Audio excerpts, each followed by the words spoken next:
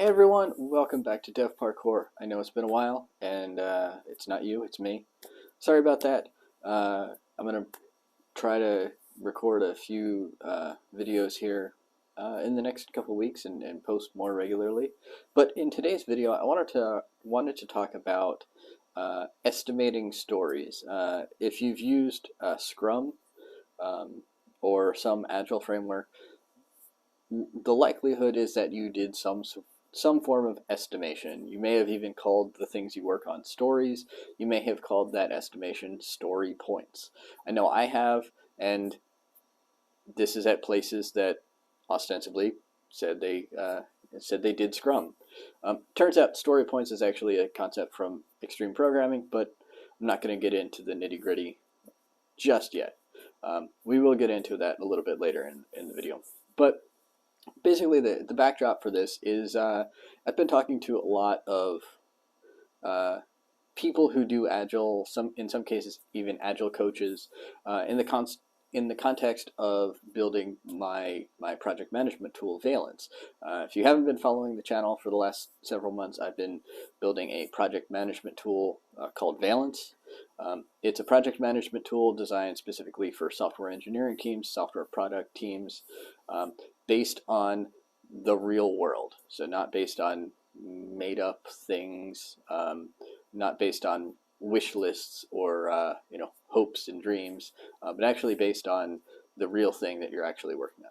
So if you haven't seen any of that, you can go ahead and check it out. You can go to valencdev.io. I'll leave a link down in the video description and probably popping up on the screen right here. Yeah, go ahead and check it out. It is a different URL from what it's been in the past. Both URLs go exactly the same place, but valencdev.io is where it's going to live for the foreseeable future. So let's get into it. If you've been doing story points, they may have worked for you.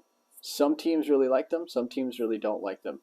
I'm actually doing a poll on LinkedIn right now, and so far, most people who have responded say that they do story points, and story points really help them. However, the last poll that I did, or a couple polls ago, was what Scrum ceremony, what Scrum meeting has the least engagement from developers in. And it turns out that the meeting, by and large, was planning that developers are the least engaged in.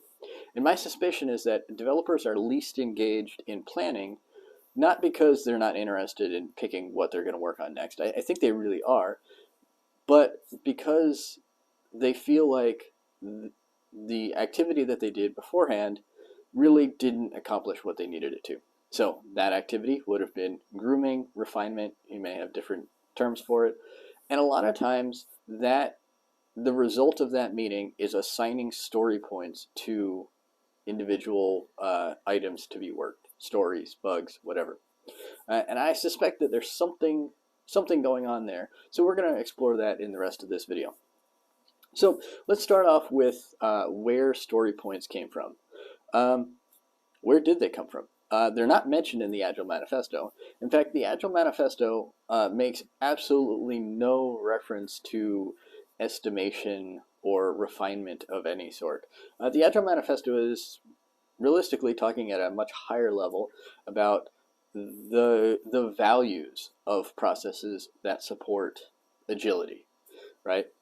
So that means we have to look at something a little more practical, a little more prescriptive. Scrum is a good place to go because most of the organizations that I've run into that do story points tend to say that they are Scrum. Turns out the Scrum Guide doesn't say anything about story points either.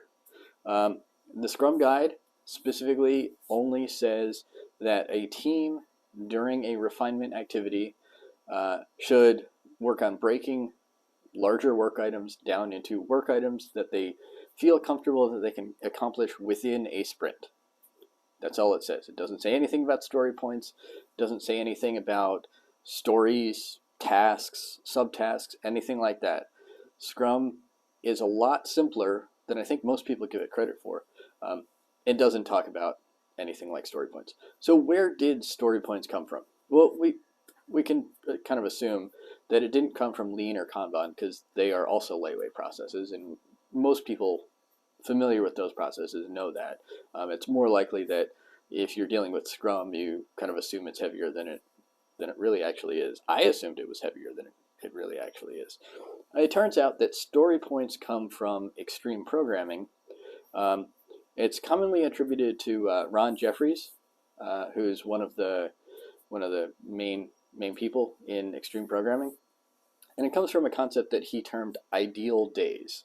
What the ideal day is essentially, imagine the work you could achieve in a day with no meetings, no interruptions. You sit down at your computer, you do work from beginning of the day to end of the day, whatever that means, 8-hour days, 9-hour days, 6-hour days, 4-hour days, whatever your ideal day is.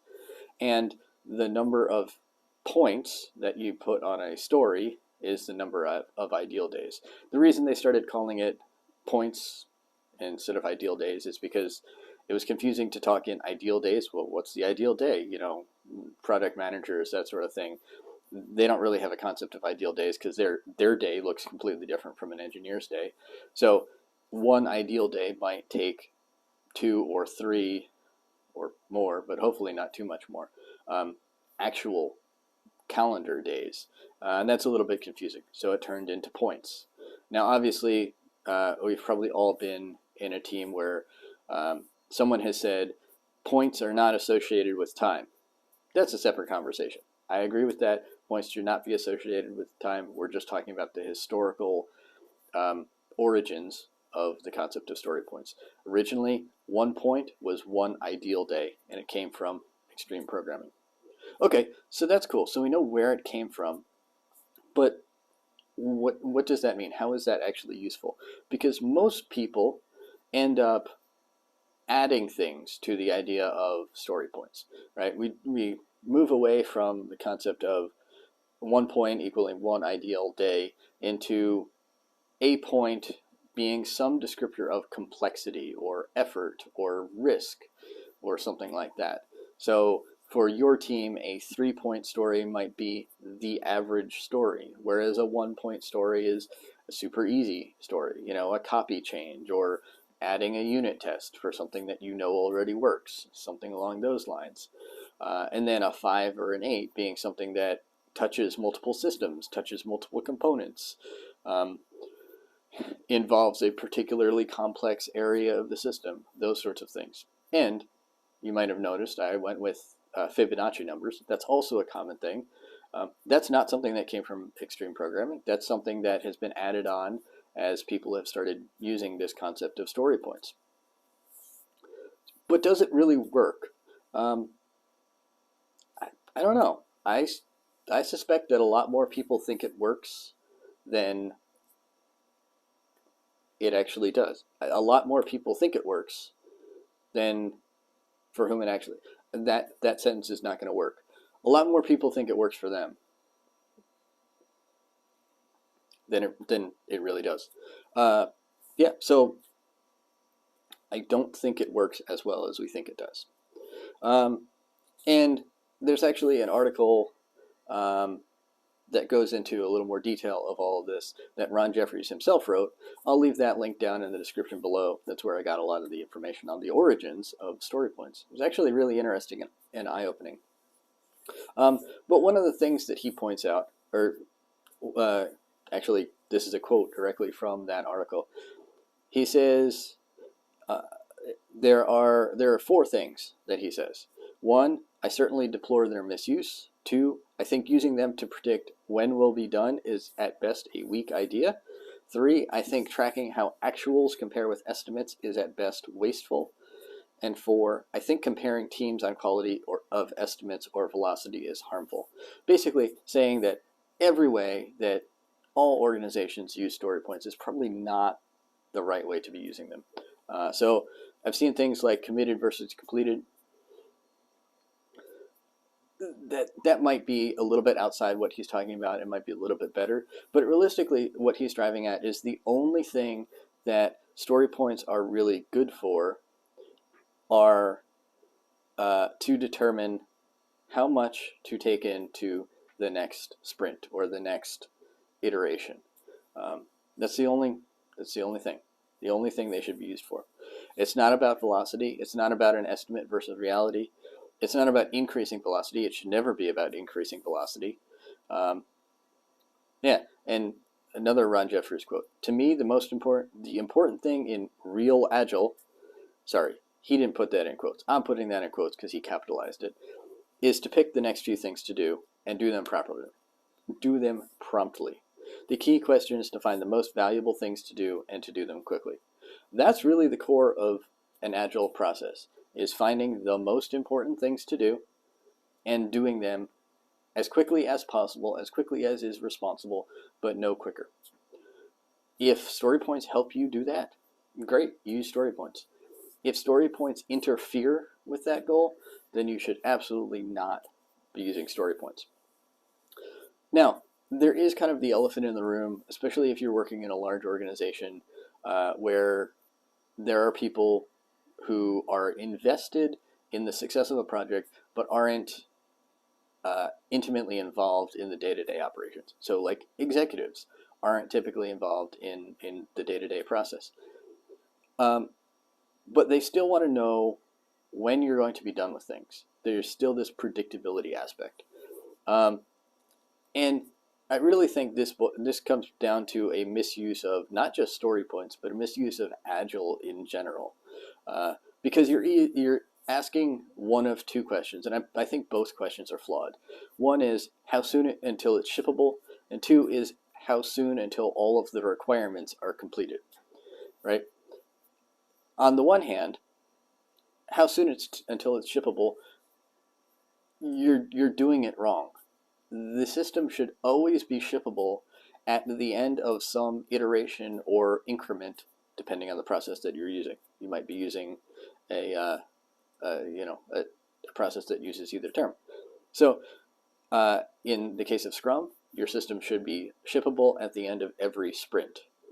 It's okay for the system to be shippable at various points throughout the sprint as well.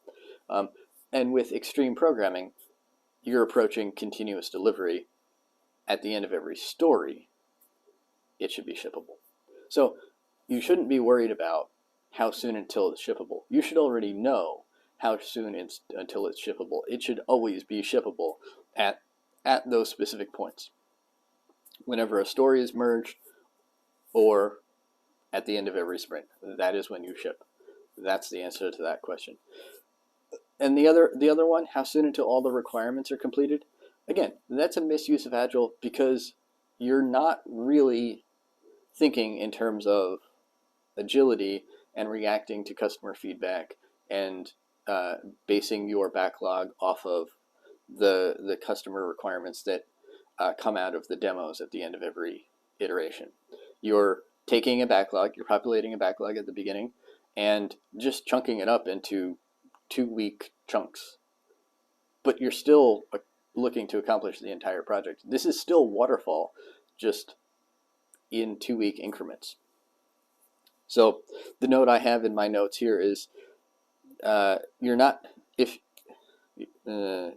you populate a backlog at the beginning of a project, then carve it into sprints that you execute until you finish the backlog, you're not doing Scrum or extreme programming. You're doing mini waterfall, and it's probably hurting you because you're not reacting to customer feedback.